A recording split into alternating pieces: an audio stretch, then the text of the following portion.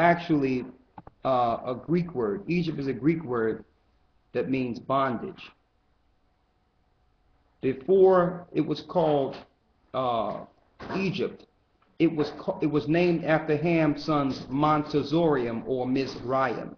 So that's the original name, Mizraim. Do me a favor, get Exodus 13:3 first to show the meaning of Egypt.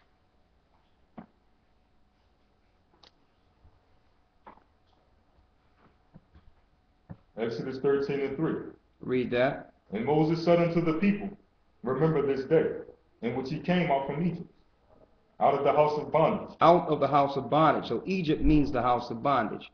Okay, when the Greeks started taking over certain parts of the land under the Ptolemies, they seen all the great constructs in Egypt, and they knew that these places had to have been built with great captivity or bondage.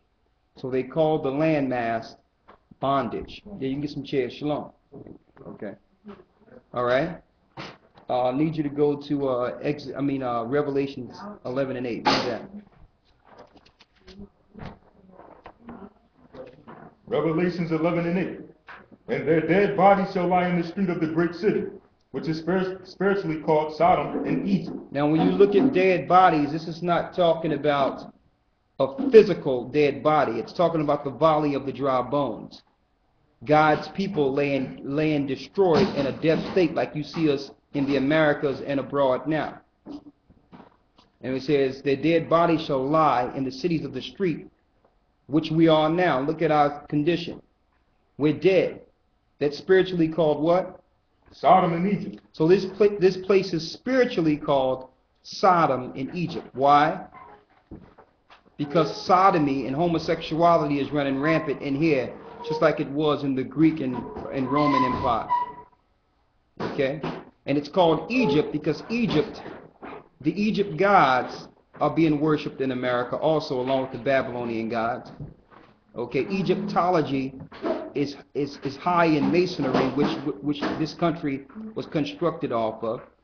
Okay, and most of all, God's people have built this country the same way his people Israel built ancient Egypt. So when you hear the daughter of Egypt, you know it's talking about America also. All right?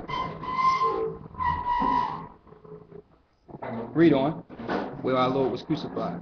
Where also our Lord was crucified. And it says where also our Lord is crucified. When you look at Galatians, the 3rd chapter, it states, cursed every man that's hanged on the tree. So, like Christ was crucified on a tree, his people, Judah, were hanged from trees over here in this country.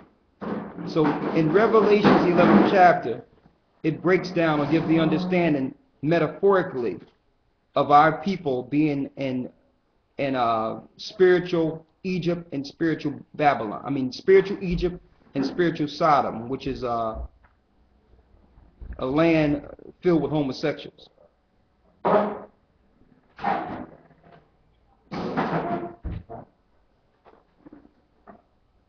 Someone asked, this may sound funny, but why do some of the other Israelites, you can start at 9. Okay. Someone asked, this may sound funny, but why do some of the other Israelites teach about UFOs being angels of the Most High, and that they will be beaming up Israel? What is this? Please explain. That is a good question. And it doesn't sound funny. All right? The way some of these people are portraying the second coming of Christ may seem a little funny. Okay? Y'all have to calm down so I can get into this. All right, please. No, don't worry about it. It says, this may sound funny, but why do some of the other Israelites teach about UFOs being angels? Okay? The reason why is because in Ezekiel, the 1st chapter, it talks about how some of the angels travel. That's why they go into it, and they're correct with that. Get Ezekiel 1 and 4 for me, please. Ezekiel 1 and 4. And I looked, and behold, a whirlwind came out of the north, a great cloud, and a fire enfolding itself. So it says a great cloud, a fire enfolding itself. Back then, they didn't have neon light. So what Ezekiel is describing is something like a neon light. And when it says a great cloud enfolding itself, it's like fire folding within itself. That's that beam they were seeing around this particular vehicle. Read on. And a brightness was about it. And a brightness was about it. Now, back then, there was no airplanes. Back there was no helicopters. Okay? So if something was in the sky, it had to be angelic. Okay? Read on. And out of the midst thereof, as the color of amber. Color of amber. Okay, amber is red. Read. Out of the midst of fire. Also out of the midst thereof came the likeness of 4 living creatures. Okay, now when you see these particular ships in the sky sometime, they turn different colors. They turn red, they turn green. But out of this so-called fire enfolding itself, out of this cloud, and we're going to show you the mysteries of the precepts, how to use the precepts to break down that this is a ship. Okay? When you read this, came 4 creatures, and let's see their likeness. Read it. Out of the midst thereof came the likeness of 4 creatures. Go ahead. And this was their appearance. And this is how they looked. Read. They had the likeness of a man. They had the likeness of a man. Head, 2 arms, 2 feet. All right? So these are not aliens.